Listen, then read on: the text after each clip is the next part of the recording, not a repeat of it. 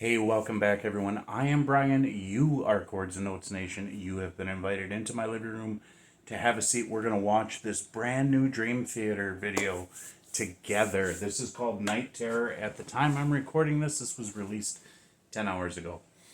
This can be found, the original can be found on the Dream Theater YouTube channel. Undoubtedly, there are going to be new viewers to my channel because of this. So welcome. Hey, I do everything raw, honest, and unedited. I do things differently. I have many reasons that I do, but you are welcome as a friend in my living room to watch it with me. That's the whole point of why I do what I do and how I do what I do. Yeah, whatever. But I'm inevitably there's tons of questions and why don't you do this? Why don't you do that? So I figure I'd try and get that out of the way first. Okay, so Dream Theater for me was around the time of Images and Words when they came out. That album came out is when I started listening to them. And so there was probably about a three, maybe a four album span in that era that I really listened to, and I loved Images and Words.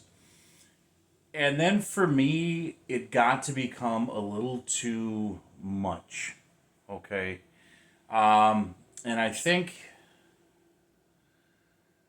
oh, how do I want to put this? So, you guys know, those of you who watch this channel, those of you who know me, have been around for a while, you know I love prog. You know Rush is my band. And yes, I know Dream Theater is, their influence is Rush and others, but Rush is huge. I know Mike Portnoy's friendship with Neil Peart when Neil was with us, that sort of stuff. So, you yeah, I get it.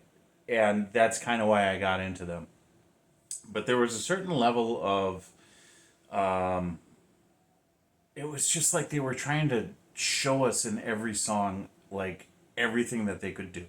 Does that make sense? And so for me, after a while, it was just kind of like, I don't know. I mean, there were some pretty outstanding standout songs. But anyways, so that's kind of where I was, and then I sort of drifted away, and I was okay with that because I started listening to other things and going in different directions. And now this popped up. I just got back from the gym, and I'm like, okay, I'll do a couple of videos, and here in my feed is this one, and I'm like, you know what? Let's give this a shot. So I'm glad that you joined me tonight. Here we go. 530,000 views after only 10 hours of that being. That's amazing.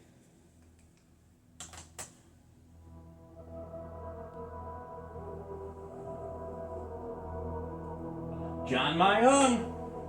Still playing the five string, huh?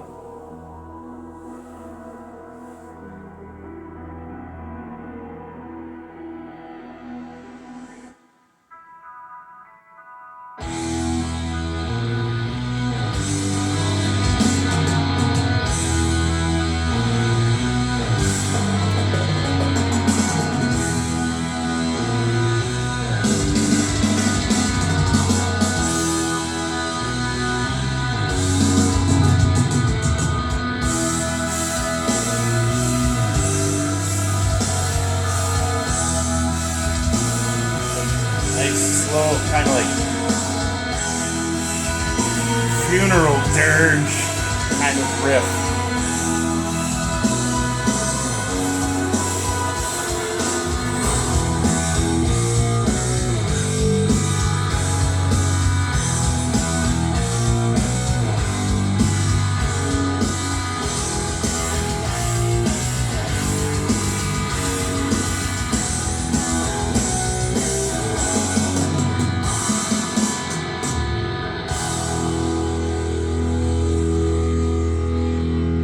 I normally don't do this, but I think it's worth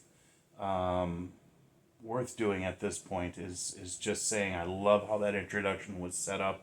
I love the timekeeping that Portnoy was doing with the drums, and then of course Petrucci.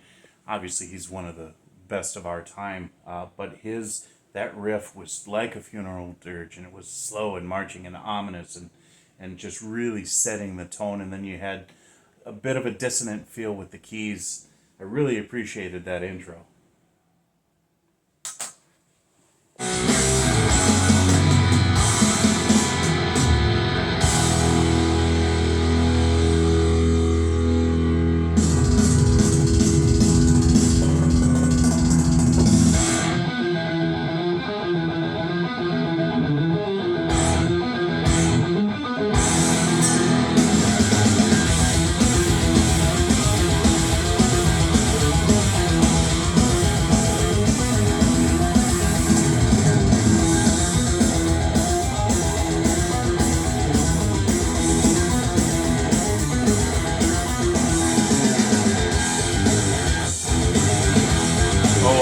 That's a nice tight groove.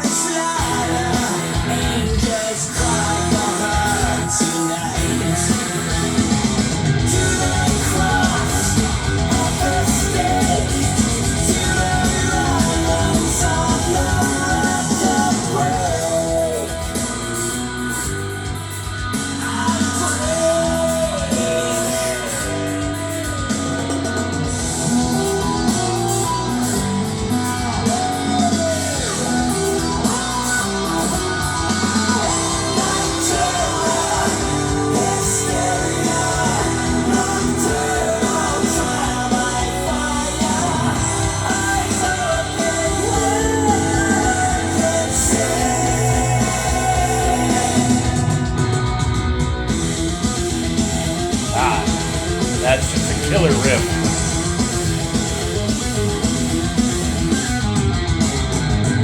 That was cool. That time change, that shift, oh my god.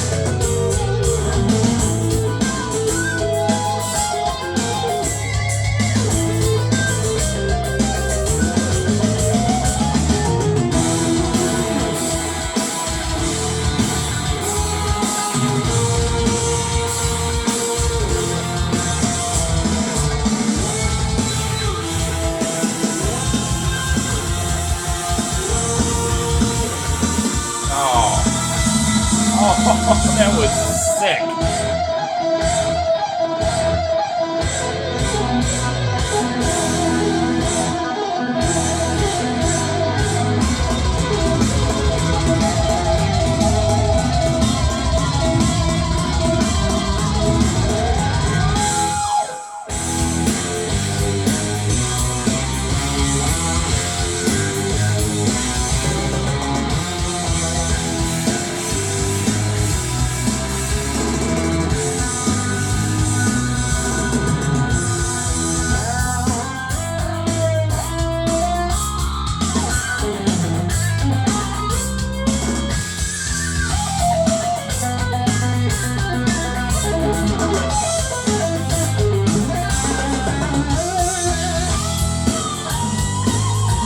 One of the best.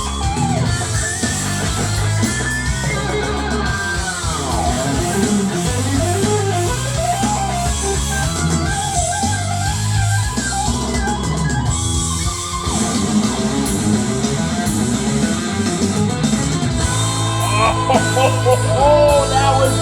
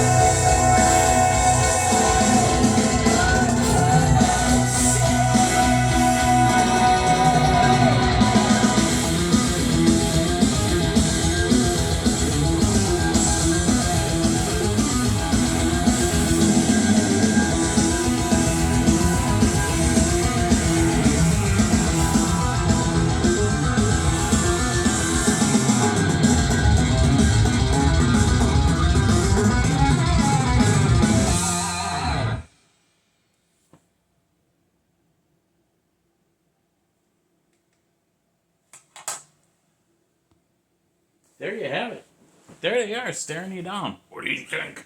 What do you think of our new song? Wow, that's as is always, it's a lot to digest. There's a couple of main veins of thought that I had on this.